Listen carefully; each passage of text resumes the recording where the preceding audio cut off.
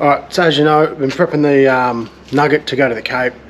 Not only that, I'll be taking the F150. It's not obviously as well set up for heavy four-wheel driving and that sort of thing as the Navara was. It hasn't got a winch and that sort of thing. So I wanted to just go through my top 5 four-wheel driving things, I guess, that you should probably take with you if you are looking to take on Cape York or any other harder four-wheel driving track. Not necessarily rock crawling and that sort of stuff, but you know, being able to get you in and out of situations that you might find yourself in. Obviously, number one ideally would be a winch, or at least traveling with someone that does have one. One of my mates that's coming with me does have a winch on his Ranger, so that sort of ticks that box off. But yeah, so apart from that, good set of max tracks. I've actually got 2 sets here, so 4 in total. That's easy to use for getting yourself out if you are bogged, or even preventing that situation as well, and something fairly easy to use for track packing and building and that sort of stuff.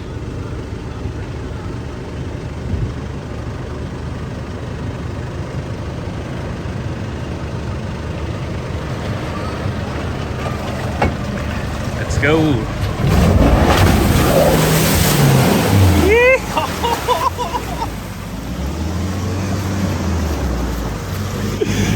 What the fuck was that? Obviously then a shovel to go with that. Again, track packing, or just digging yourself out of situations if you have to, and digging yourself a hole if you do need to do the do. A lot of people seem to forget that up Cape York, and there's still some fairly rough people out there that don't understand. But anyway, try and do the right thing, or definitely do the right thing. Back to recovery stuff. Good recovery kit. This is a Ironman one I've had for a while. Snatch strap, shackles, gloves. It's got a sheave in there as well, but I think I'll ditch the sheave because I've got one of the new style aluminium donuts, which are obviously much lighter and do the same thing. Compressor. Again, I haven't mounted a compressor in the F150. I've actually bought an onboard style compressor, mounted it in this Pelican case. It's got an Anderson plug on it, and then I've got an Anderson to alligator clip plug as well, so either I can plug it into the back of the F150 through its Anderson plug, or if need be I can take it out to the front and just hook it onto the battery as well, or any other vehicle that needs a compressor I can move it onto that vehicle just using the alligator clip setup.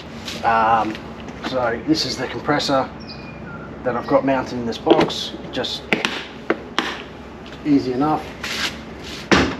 And the bonus for that, on top of that, is tire deflators if you've got them. Not necessary obviously, but it does make things a little bit quicker if you're dropping your tire pressures, and don't have to worry too much about that.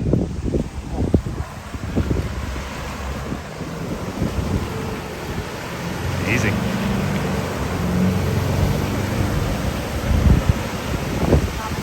And of course, last but not least, communication.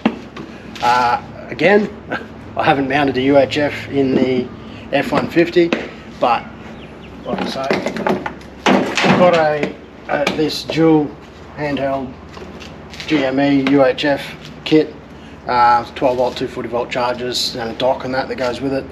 Again, I don't have a UHF hard mounted in the F150. I'm not overly keen on that just yet.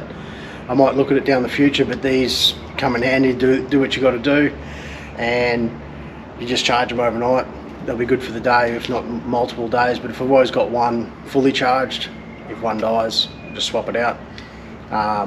And if you've got people spotting as well, you've still got handhelds available to you. So yeah, we'll pack this stuff into the F150 and the Nugget, and we'll do final preps before we head up to Cape York.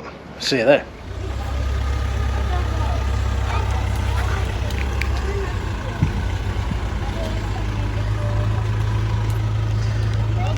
Yeah, pretty straight there. Looks good. I think he'll do it. Like, he gave me a position to do it. Look.